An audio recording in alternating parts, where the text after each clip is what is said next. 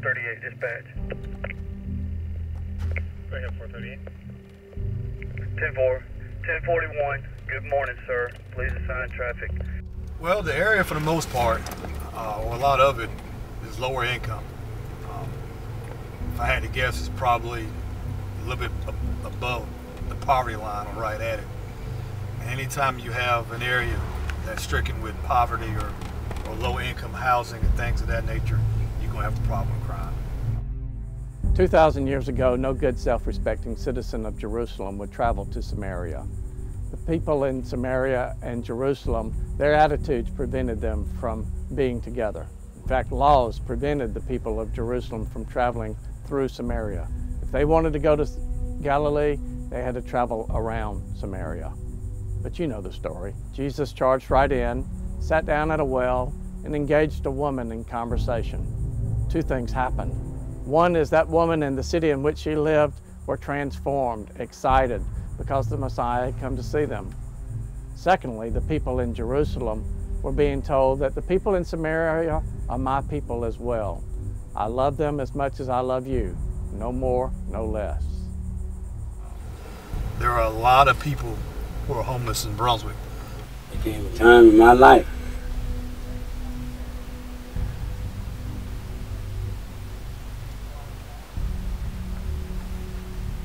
I gave up on God. Ben is a young man whose life spiraled out of control, and he ended up on the streets of Brunswick. And yet, on the streets of Brunswick, he has been able to claim who he is and that God has called him. And he has chosen to minister to the people who live in worse conditions than him. Those who are homeless, those who are seeking sanctuary. Ben opens his place to them so that they might come and find a little peace. Some things happen in my life, okay, but some people came into my life, like my daughter, like Bill, like you. It made me a people person. I can listen to people. And I know how to talk to them. And in the process of being here, I met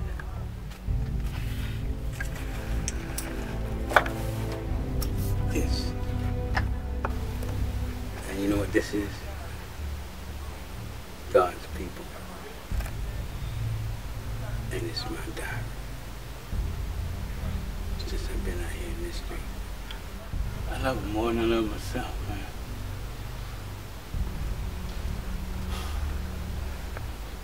I'm glad you're okay. I'm glad. I'm gonna be okay one day too.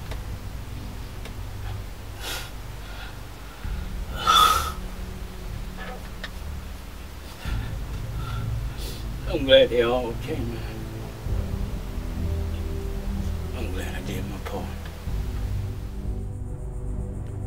Because of a series of bad choices Joe made while he was a teenager, he ended up spending 33 years in prison for murder.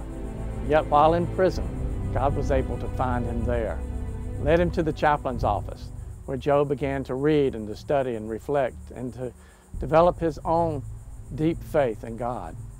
Almost miraculously, Joe was released and now is back in our community and has been involved in our Open Doors program, where he has helped others who have recently been released from jail help find their way to a new life. For whatever reason that night, I began to reflect on the crimes that I had done, the people that I hurt, my own family, my friends, my victims, everybody in my past is just like they came before me.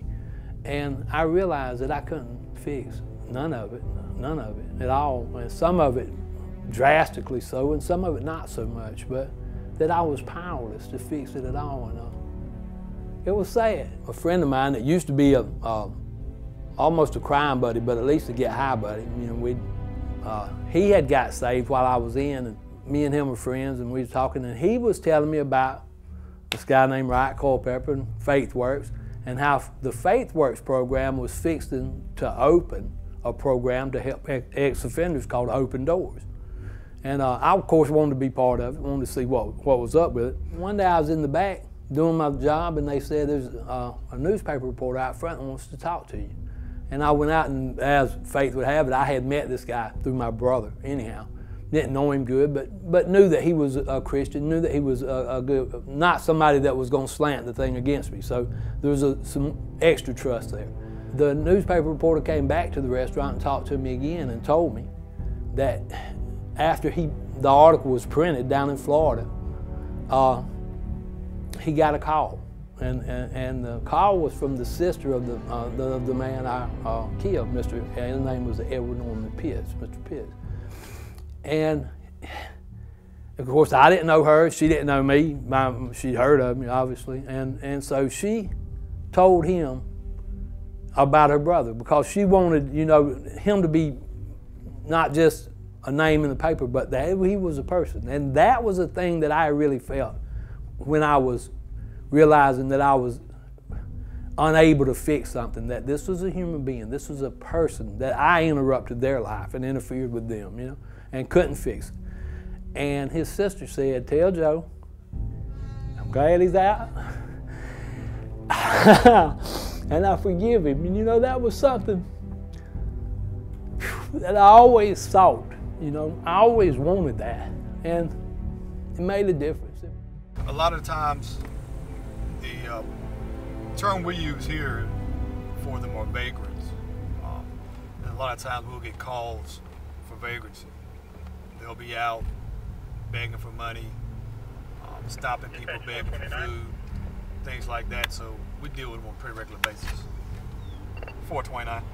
Well, our family had just gone through a difficult situation. Our 10-year-old daughter was diagnosed with a brain tumor, and she lived 18 months and passed away in June. But a friend of mine reached out and said, why don't you come and help deliver some groceries to some people on Wolfe Street with me. Sometimes things happen beyond our control that cause us to just lose all hope and direction in our life.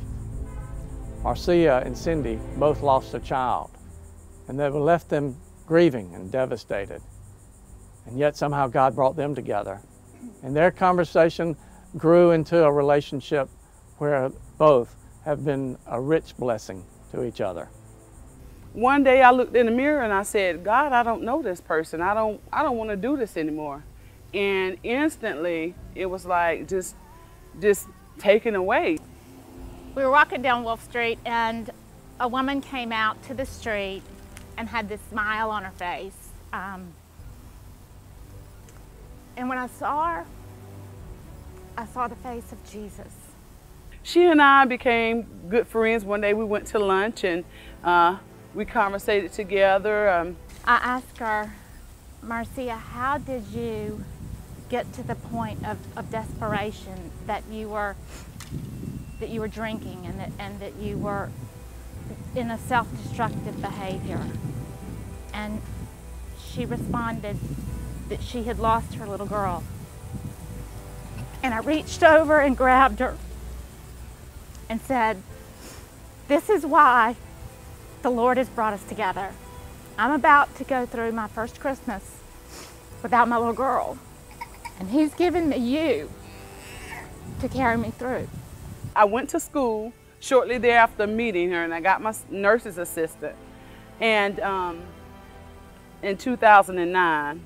And shortly after that, I gained employment and started doing healthcare.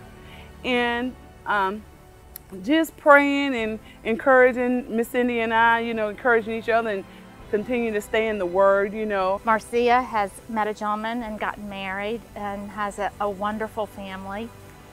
And about 16 or 17 months ago, I got a text from Marcia that she was pregnant. And I just screamed. It was so exciting to me to know that the miracle that God can give he's given to her. Anytime that somebody can get out and lend a helping hand is always a good thing, especially when it's people who are in the community who are coming out and trying to do their part, trying to lend a hand, trying to show that they care. I think for the individuals that are being helped, it makes them feel good to know that they're not forgotten and that somebody's actually out trying to help them and help them make a way. We all have our own Samarias, places that we might avoid, people that we might avoid, the homeless, the poor, the sick, the elderly. There are many neighborhoods that we avoid by going around them.